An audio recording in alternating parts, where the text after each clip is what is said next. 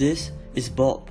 Bob was unfortunate enough to experience all 4 forms of information failure during his trip to Bali. Information failure can be categorized into 2 main types: imperfect information as well as asymmetric information. The lack of perfect information is a major cause of market failure.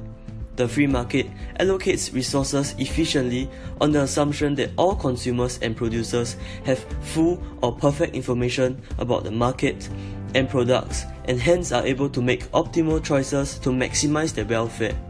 However, in reality, this assumption often does not hold true. On the other hand, asymmetrical information arises when economic agents involved in the transaction do not have the same amount of knowledge, resulting in a distortion of incentives and inefficient market outcomes.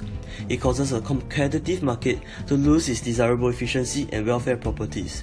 Thus, desirable goods cannot be provided efficiently by the market.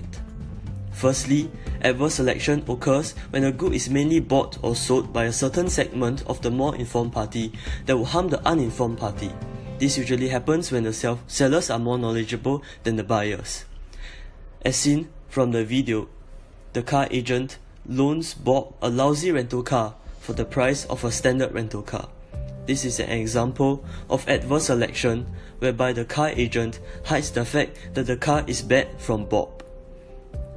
Moral hazards exist when one party has more information than the other, and after a transaction, the more informed party changes his behavior in order to benefit, as the costs are borne by another party. Bob feels angry after he realizes that he was misinformed about his rented car and thus decides to drive recklessly. He knows that the cost will be borne by the insurance company since he is insured, and is able to benefit by venting his anger by going on a driving spree. Incorrect information occurs when consumers have received the wrong information from sellers, causing them to make bad decisions. This can be often found in persuasive adverts. In the case of supplement advertisement, the advertisement had blatantly lied to its viewers, giving them incorrect information, which is a case of imperfect information. This may cause consumers of the product to make bad choices as they receive the wrong information from sellers, as how Bob thought that just eating the supplements would be enough to keep him fit without any particular exercise or diet. Ignorance occurs when the consumers are not aware of the benefits of the good. Bob did not think that collateral health screening would benefit him, as he is unaware of the benefits that the screening can provide. Hence, he pushes the doctor away and gets cancer soon after. So what can the government do to prevent information failure?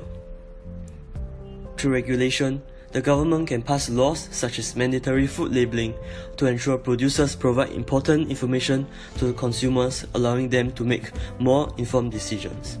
To resolve imperfect information from collateral cancer screening, the government can intervene by providing information to correct PMB from PMB perceived to PMB actual and help consumers make more informed decisions. Moral suasion is an appeal to morality to influence or change behavior. For example, the Health Promotion Board in Singapore often organizes health education programs, public talks and exhibitions in schools, and runs nationwide campaigns to inform the public about the benefits of healthcare checks. In the most recent National Day rally, PM Lee had promoted the HPB $5 Simple Health Checkup for citizens to encourage citizens to go for health screenings. However, it is a long-drawn process that involves paradigm shifts. Its effectiveness depends on how consumers respond to the information, and individuals may still feel that they are unlikely to be a victim of cancer, or the benefits are not as far as the government purports it to be. In adverse selection, due to knowledgeable sellers, product liability laws protect consumers from being sold defective products. Consumers can then be more assured that the manufacturers will not sell defective goods. However, in practice, there are legal or transaction costs involved when taking the seller to the court. If the legal cost is too high or too time-consuming, consumers might be deterred from suing errant sellers.